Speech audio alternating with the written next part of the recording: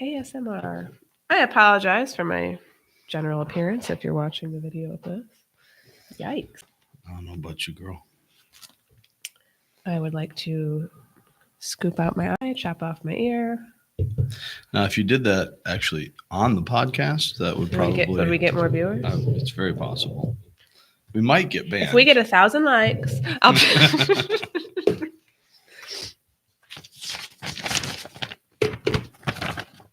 It's my tribute to the late Rush Limbaugh. We're just on a different plane today. Mm-hmm. We're live on YouTube as well now. So hello, YouTube. Hello, YouTube. How goes it? YouTube and Facebook? YouTube and Facebook. We're so live. Oh, my. I just do the podcast like this the whole time. Just be like Wilson from Home Improvement. Good news. Rate joy. Oh. I couldn't tell. Thank you, Operation Christmas Child, for the Samaritan's Purse mug. Ahoy! Ahoy. We're officially official right now. Officially official. The home of professional, not quite awake podcasting. Good morning, Kathy. Hello, Mama. And it's not your mama. Oh, hello, other Mama. Kathy Mitchell. Kathy's not my mama, but you know. She's somebody's mom. This is. She must be somebody's baby. Here Anyway, we go. no matter how down I feel, I will make random references to things. Life is a blur, but wasn't that 80s, early 80s, late 70s? Who sings So it? I'm expecting 90s from you, and I'm getting better. I'm a cornucopia of You are useless knowledge. You are a cornucopia, the horn of plenty. Somebody's baby song. Thank you. Who sings that even? I can hear him. Why can I not think of it? Doesn't even say. Oh, I know. I think it's in one of my playlists. Oh, Jackson Brown. Yep, that's it. There's a group of guys with a similar voice and style up in that 1982. piece. I was going to say. It was recorded specifically for Fast Times at Ridgemont High. It was? Apparently. I did not even know that. Did not even realize. That was 82? Man, that seems like yesterday. How old am I? Don't answer that. Comment below. I know how old I am. Kathy is the mother of 3 boys, so there you go. I had a girl, Kathy. And you live to tell about it. Yes. I'm the mother of 1 boy, and I'm on the struggle bus on the regular. I think in many ways boys are easier than girls. I would agree. They're not easier on your furniture, although I do have Emma and Jesse, so I don't know. Or your refrigerator. Really yeah, they're not easier on your cereal when they get to high school years. Just wait. George is an eater now. Wait till he's 15 or 16. And I feel like I'm going to take out a second mortgage. It's very possible. He's just started eating cereal with milk. You're going to have to start raising your own chickens. I'm already making my own bread, man. What do you want from me? Cinnamon rolls. Oh, well, sorry. Yeah, he's just begun the cereal with milk thing, which I don't get. And I made wait, what? I made a Facebook post about it because he's eaten cereal all his life, but he never wants it with milk. Like he'll have a little. You don't get that he didn't want it. Yeah, we've had this conversation. Yeah. All right. I was like, wait, what? My whole world is turned upside down. But now, the floodgates are open. Yes. And he wants a box of cereal. I think we had that conversation Probably surrounding the We're Back cereal and a number of things along that line. Anyway, if you didn't come for cereal talk, what did you come for even, really? I don't know. I don't know. Something real, perhaps. Something sinus issue going on. So that's our next podcast. Something sinus issue. I think we could both be on that one. Something sinusy. Something infected. We got all these podcasts we can. Remember the Home Improvement episode? Speaking of random, there was a Home Improvement episode. Speaking of classic 90s. I think Randy had some kind of. It was a goiter. I remember because they kept talking about the goiter. The goiter. And one of the kids was having a party, and he goes, "Oh, that's just my brother's pus." And someone thought it was a '90s band name. Oh, like I love my brother's pus. That would be a typical grunge name. Anyway. Why do I remember stupid things? I don't remember things that are important. I'm sorry. How are you? I'm Are you just settled and sure? I I know God's plans are. And Does that make you as long as I'm here with you podcasting, I Mm. feel settled and sure. That's probably a mistake. You're the best podcast partner I've ever had. I need to think about that a little more because I'm the only podcast partner. Now, if we had cinnamon rolls this morning, then listen. then Linda, man, I'm Linda. telling you, I was thinking the other day how when we've just been doing this for a minute. a minute, yeah, We started in the old building. a minute and a half. We started in the old building. We did, yeah, and not even like just at the end of it. So, Right. Anywho, you're getting a call. yeah, it's from one of the daughters who were as hard on my furniture as boys. So, Oh well. from my veterinarian daughter. Oh So, well. it's Thursday, so she's not on the radio on WFRN. So, Is she every other day? on Fridays she often is. Gotcha. They have them come in and they'll talk, and I don't know how often, maybe once a month or something like that. Cool. But it's a thing, and thing. so we're We happy talk about that. We talk about what's But month. her it's about right for our normal podcast Hmm. schedule these days. But her oldest Martin spent the night with us. He's going over to Mozzie's to hang out today. Nice. Shout out to Mozzie. And so How was that?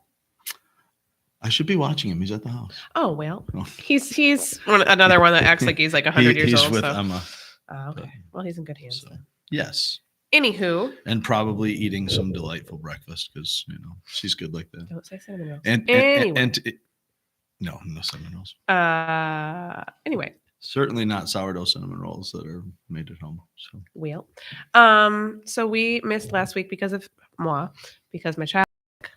Now I'm sick. Good times. It's funny how kids get something and then they bounce back like away, and then you get something and it takes 18 years to get over it. 20 years on, and it just gets a little slower. Cool. So not to get sick. Oh It is wow. so much Is easier. that that way, is so. that all it takes? So, but we're here. We're back. Not the cereal, but we're back, and we are still in 2 Thessalonians. We are, yes, and we'll be here for a little while. In fact, we're Till still Easter, in. which is about the resurrection. If you guys didn't know. This is our second message in 2 Thessalonians 2, and then we'll continue that next week. You did something this week that I've never seen you do before. Is You that right? stopped a sermon before you were finished with your Yeah. points on the little study guide. Yeah, it's apparently What's happening? apparently I didn't preach long enough because my family still stuck around for another 45 minutes after Well, the service. You were ready to go though. You were hungry. I'm like, I need some food. No, it was we got to an hour and I'm like, I got a lot of content I still got to cover, so Like, let's we'll just come do back this next week. So I appreciate that. Stay I respect tuned. that. I respect that. So it's like, a TGIF season finale. right, cliffhanger, yeah, so we need some sound effects from our tech guys. So that'd be great. Get some, Brad, like, Dennis, Amanda, if you come up with some continuation sound effects, just do an air horn the whole time. need it from the old Batman show. Have them on the screen, like pow. Excellent stuff. Uh, But no, we are in 2 Thessalonians 2 once again, and as we're looking through this, it's I don't know if I would be accurate in saying it's unusual. It feels unusual to me because it doesn't always happen, and I tend to feel like it seldom happens that the chapter breaks in this particular letter actually. These are added later. They're not part of the inspired word. They're not what Paul didn't put chapter breaks in his letters. I mean, who puts chapter breaks in their letters? Psychopaths. But these were added, later on. And so just to help us get around, and a lot of times they don't break in just the right spot. I'm sure that somebody much smarter than me thought it was the right spot, but we look at it, I'm like, well, the flow of thought actually continues past here and starts over here. Is that just for reference purposes? That Yeah, just so we can get around in it, because otherwise, just if one you line. see scriptures quoted in the New Testament, like when they quote the Old Testament, Paul will say, it is written, somewhere is written, it's been written, these kinds of things, because, or in Isaiah, because you don't have a way to say, Right. well, on this, especially back when they were scrolls, right? It's on this page. There's no page, So to somewhere 1,500 years later, they started, really Breaking things. developing that. So in fact, I could be wrong, but I think it was one of the English translations at first. I knew once upon a time, and I don't know today, so it doesn't really matter. But it's interesting the way that that in this case they do fall together pretty well as far as the structure that Paul has in his letter. So when we look at what's going on in chapter 1, it's almost like an extended greeting as he's giving thanks to God for the church of what he's done in them, what he's doing in them as they continue to grow in their faith and their love for one another. And he reminds them that even though they're facing persecution, even though they're dealing with, this whole letter is dealing with some false teaching that's come in and unsettled them, even with the confusion that goes on with that, God's perfect justice is coming when Christ returns. And that's what gives us our hope, to be able to go forward is, what this life is kind of cruddy sometimes, right? And sometimes, that's putting it lightly, many times, maybe even most of the time, justice doesn't really come in this life, or if it does, it's imperfect. And so, we might get justice in this area, but that leaves us with unintended consequences in another. And we've talked about that even with American jurisprudence. You have a system that has to, by design, protect the innocent who are accused. And in the process of that, this idea of being innocent until proven guilty, a lot of times that means that the guilty get away with things, right? And so, and the flip side of that, and this happens as well, when you make it so that we're going to ensure that we get the guilty, well, then that dragnet sweeps up the innocent as well. And we saw that during the whole Me Too movement back in 2020 and surrounding. Not that harassment, assault, sexual discrimination are ever good things, right? This is not a good thing. You're about to get canceled. Just so we know, that was never right. But the idea that every woman or every person should be believed with every accusation, that's illegitimate. And we know this, we know that that's the case. But it takes away from the people who are those are the real victims. That's right. Because there is real sexual harassment, there is real sexual assault. And we've talked about this. I don't know if we talked about it on the podcast, but I've talked about it. When we get to a place in our society, and I think we're there, where every time I have a fight with my mate, they're psychologically abusive, that takes away from the real abuse that is going on. And I know that we have people who are listening right now who deal with that or have dealt with that and are still struggling with it. And so then when somebody just, gets mad, and so then all of a sudden, well, I'm abused and so on, that's not the same thing as somebody who's really going through it. And so I think that means what you think it means. Right. So it denigrates their actual thing. So, which I think is what you were saying, is that the real victims end up suffering when we just throw things out there willy-nilly. It makes everything lighter. We've done that with racism. We've done that with, there's real racism. But when we make everything racism, when Drew Barrymore standing out in the rain is racist, then you've got a problem. Did you hear that? I clearly missed something. She made a TikTok or something where she was standing in the rain and laughing. She goes, if you get an opportunity to go stand in the rain, it's just great. She was just, being kind of weird in the rain like Drew Barrymore is. And somebody commented on it and got a whole bunch of minorities exposure. Don't get rain. They said that her doing that is extremely racist and blah, blah, blah, blah, blah. And I'm like, yeah. What? Porque? Anyway, so minorities can't stand in the rain. Apparently not. Or can't enjoy they it. don't get rain or something. I don't know. These are the kinds of things that then foster foster and so more racism. Drew Barrymore then apologized. I'm like, girl, you got nothing to apologize for. You stand in the rain. Right. And so you end up with this backlash. Right. All of which is to say that in this world, we don't have perfect justice. And we're not going to have perfect justice. We've made this case a number of times that you will always have bigotry, partiality, racism, hatred, as long as you have sinful humans. Right. Legislation can't fix that. Legislation can't fix the heart. there will come a day when all wickedness will be destroyed, when all that falls short of God's standard will be destroyed. And when that happens, his perfect justice will come about, because he's the one who knows the heart, who can address the heart. Human legislation can't. Imperfect systems administered by imperfect people, we're not going to get a perfect result. That's silly for us And to that's expect. tough, because I think especially now we live in a society where we're so used to immediate gratification. Right. And Yep. so, We want it now. waiting on God's justice sometimes feels hard. I've heard Very Veruca salty. I've heard a variety of sermons in the last several days here on different topics that made that same point that you just brought up, talking about the fact that, I think Alistair Begg was talking about sharing the gospel. Actually, John MacArthur was talking about sharing the gospel. Alistair Begg was talking about Romans 1, and a few others too. I think Sproul was talking about it. And he's been dead for 3 years. That's talent. But still, in the podcast that ultimately is a little short one. It's like 4 or 5 minutes. It's awesome. Should we do it? I like short little quick hitters. But anyway, talking about that very thing that we want it now, and so we then market, if you will, the gospel as if God's going to fix your situation now. That's never been the promise. It's not the goal, and it would be a really short-sighted, silly goal if we know that, if we actually believe that God is God and that eternity is real and that we will live in eternity with him or apart from him, in glory or in judgment forever. Wouldn't it be a really silly thing for us to focus our attention here in this life as if this is the be all and end all? And wouldn't it be really,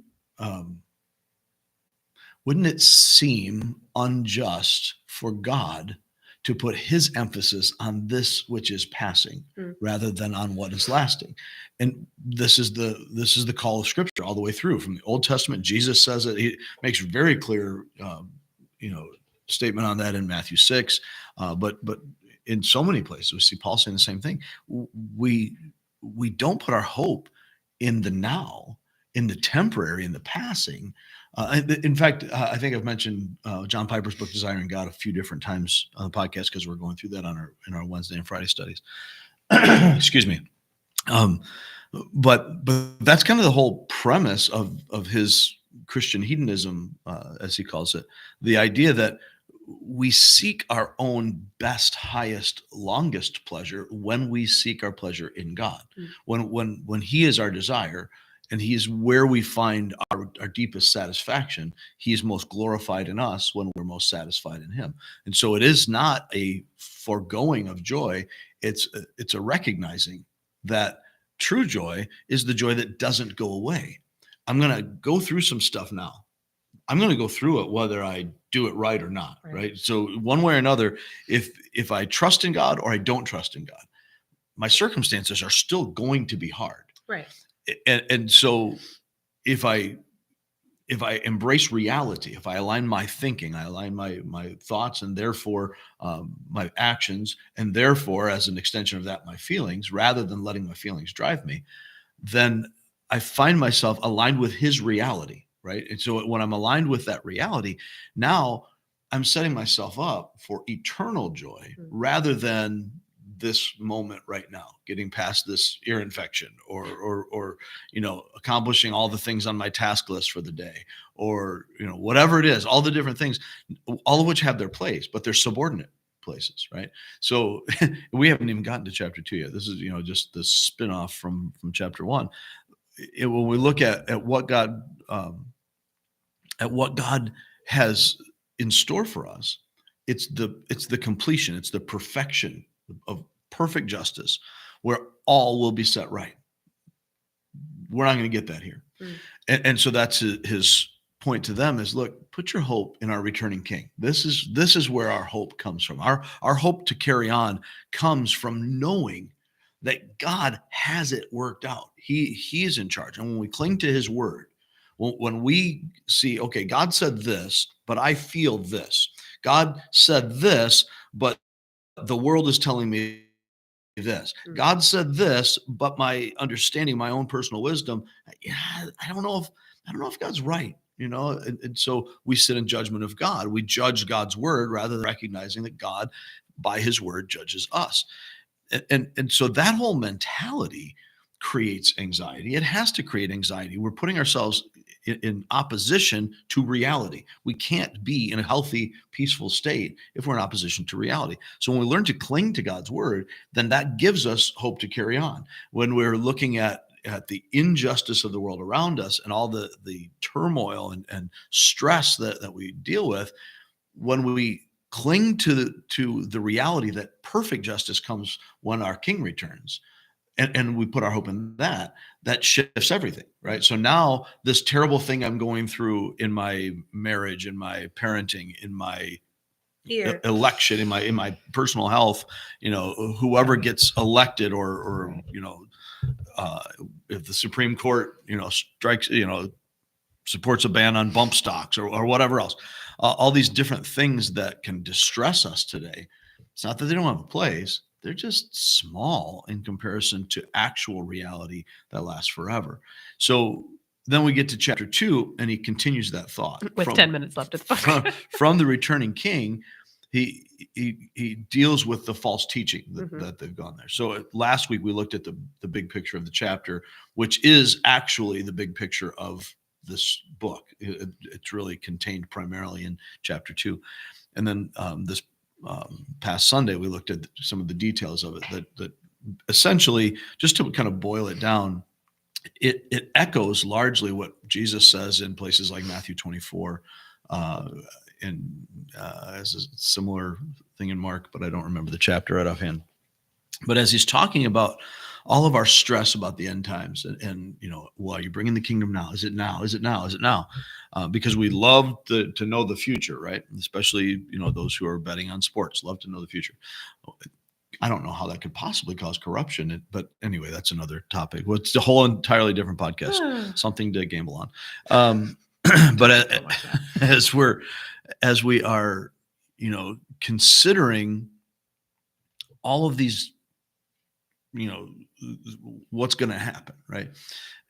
We can remember, if those who were with us for First Thessalonians, which was these letters are very close together.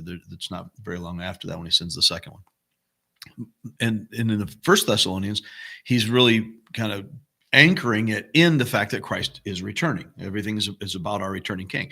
Well, now in the intervening time, however long that is, some folks, some sort of interloper came in, and whether it's folks from within or folks from without, came and created this hubbub, a word I haven't used in a while, hullabaloo, and unsettled them by saying that the kingdom's already here. Paul's saying the kingdom. I mean, it's already happened. It's here, and so they're stressing out. Some of them are checking out and saying, well, okay, we're just going to sit on our roof and quit our job and wait for Jesus to come and get us, and all the things that come from that.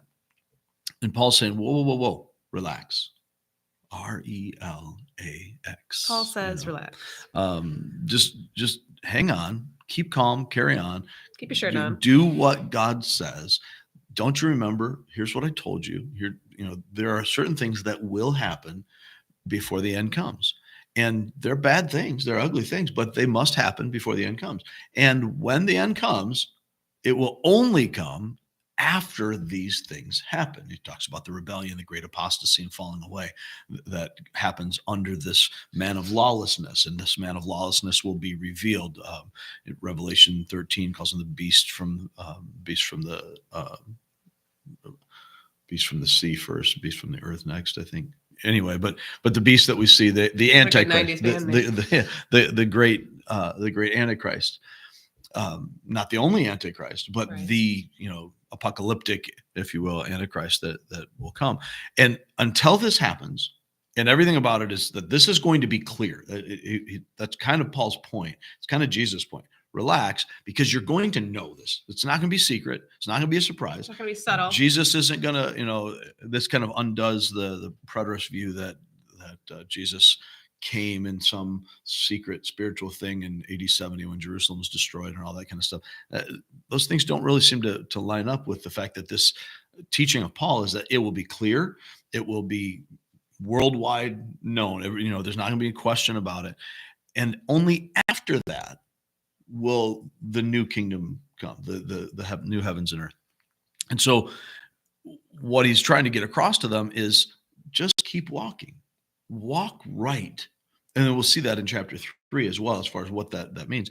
But understand that God's plans for the future, as well as for your own salvation, they are settled and sure. There's nothing about this that surprises God. There's nothing that is going to happen between today and when God completes what he started in you that he doesn't know about, that hasn't already been planned and ordained and settled. And Psalm 139, the psalmist says, all of my days were written in your book before one of them came to be.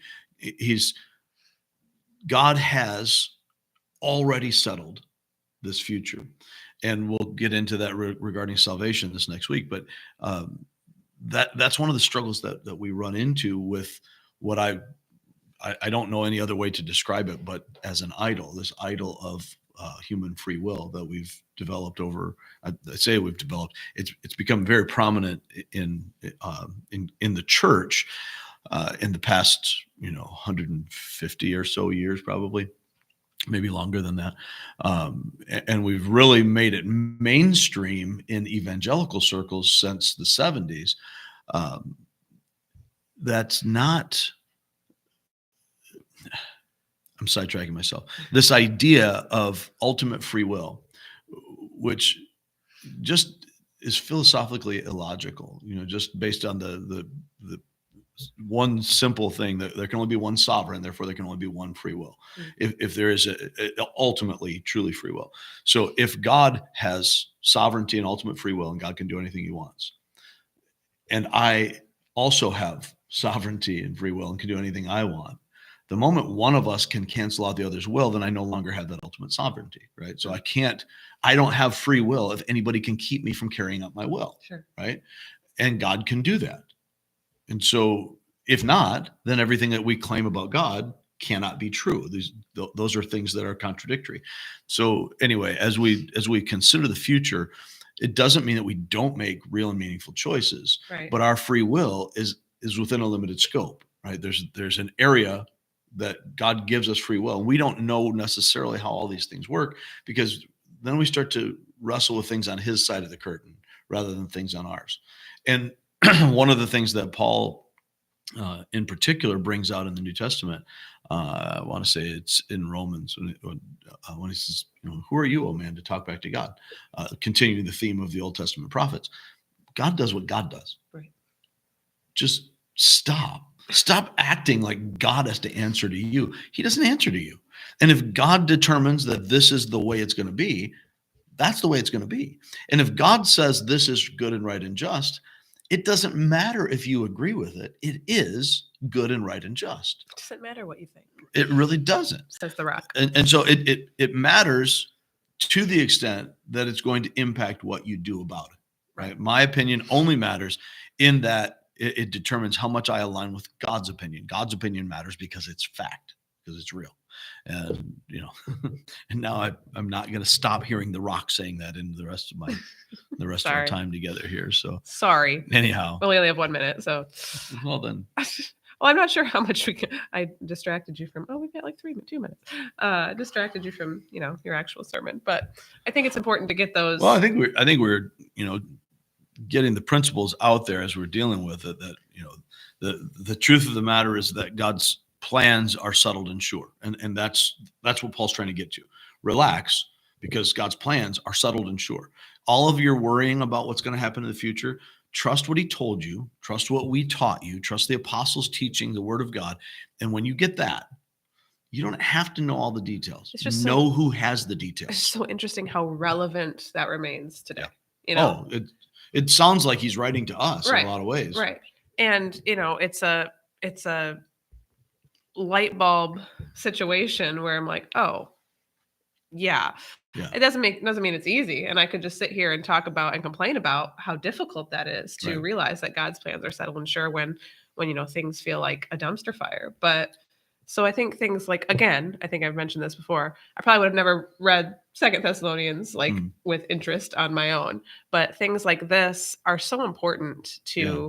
to see and be reminded of and recognize that even in this time, it is so relevant today to what we're struggling with and dealing with and what we need to remind ourselves, what I need to remind myself It of. absolutely is. It's very So, practical. for sure. And for that's sure. one of the things that Paul never neglects to do is to take the theological and connect it to the practical. In other words, what Paul's doing is connecting the reality of God to the realities of life. Imagine that. And so, as we do this, the point being, we can walk confidently Hmm. in Christ For sure. throughout this world. Cool. All right. Well, thank you guys for joining us. We will hopefully be back at the same podcast time, same podcast bat place time, same bat channel. next week. And if you're in the area, please feel free to join us on Sunday mornings here at Real Life at 10:04 in Three Oaks. And if you're not, you can check us out on our live stream on Facebook or YouTube, or catch the sermon audio here on the podcast channel. Anything you want to say? It does stream live, and the recording goes up later. There, as much as we enjoy being able to put out the content, put the sermons out there. That's what you need to do is have a live connection with a Bible teaching church. Oh, you just got that in. All right. Thank you guys for listening and watching. Thank you, Doreen. I hope I feel better too. Such a sparkly smile. Good job, Doreen. Keep your smile sparkly. Thank you, everybody, for watching. Goodbye, Facebook. I bet that was Doreen's nickname in high school. Sparkly smile. Yeah. That's a good one. Where are we, teacher? Rich left. I'm out. Bye, Jeremy. Thank you for watching. We have 2 YouTube watchers. Thank you, guys.